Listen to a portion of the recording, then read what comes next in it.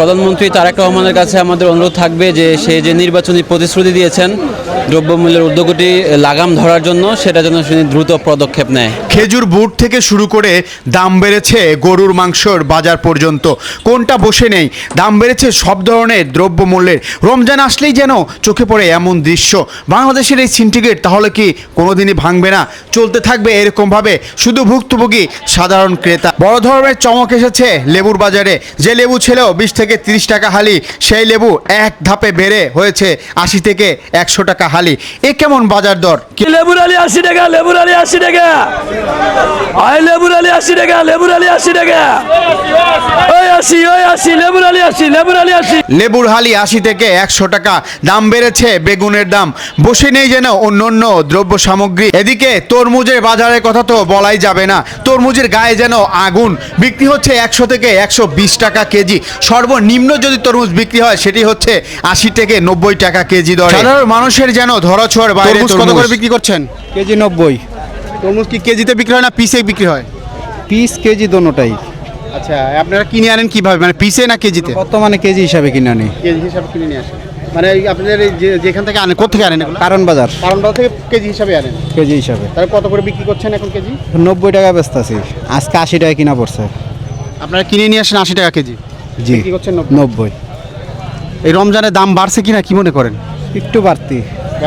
তরমুজ কত করে কেজি বিক্রি করছে? আজকে 100 টাকা কেজি বিক্রি করতেছি। জি 100 টাকা কেজি। তরমুজ কি কেজিতে বিক্রি হয় না পিসে আনেন?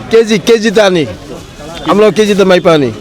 দাম একটু বেশি মনে হচ্ছে না? দাম ওদিকে বেশি, বলে আপনার কাঁচামাল খেতে আসছে, দাম কম, না থাকলে দাম বেশি। 15 দিন আগে তরমুজ আনছি 30 টাকা, বেচছি 50-60, আর বর্তমান পাইকারি 80 টাকা 90 টাকা। এটা কি কৃষক কি পাচ্ছে? আর কৃষকই খেতে এই দামে পাচ্ছে। বর্তমান খেতে 70 টাকা কেজি তারা পাইকারি পাইতেছে। সিলেট যেখানে তরমুজ হয় ওইখানে 70 টাকা কেজি ব্যাপারীরা পাইতেছে, কৃষি যারা করে তারা পাইতেছে।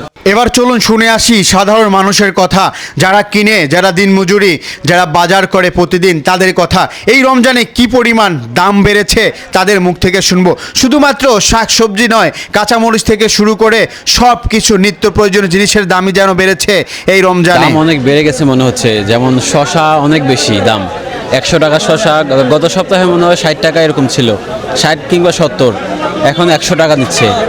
ইভেন রুই মাছও 300 টাকা করে নিয়েছিলাম গত সপ্তাহে, এই সপ্তাহে 380 এবং 350-এর নিচে রুই মাছ পাওয়া যাচ্ছে না আর কি। সব কিছুই মানে গত সপ্তাহের তুলনায় 50 থেকে 70 টাকা অ্যাভারেজে বাড়ছে সব কিছুতেই। প্রধানমন্ত্রী তারেক রহমানের কাছে আমাদের অনুরোধ থাকবে যে সে যে নির্বাচনী প্রতিশ্রুতি দিয়েছেন দ্রব্যমূল্যের ঊর্ধ্বগতি লাগাম ধরার জন্য, সেটা যেন তিনি দ্রুত পদক্ষেপ নেয়।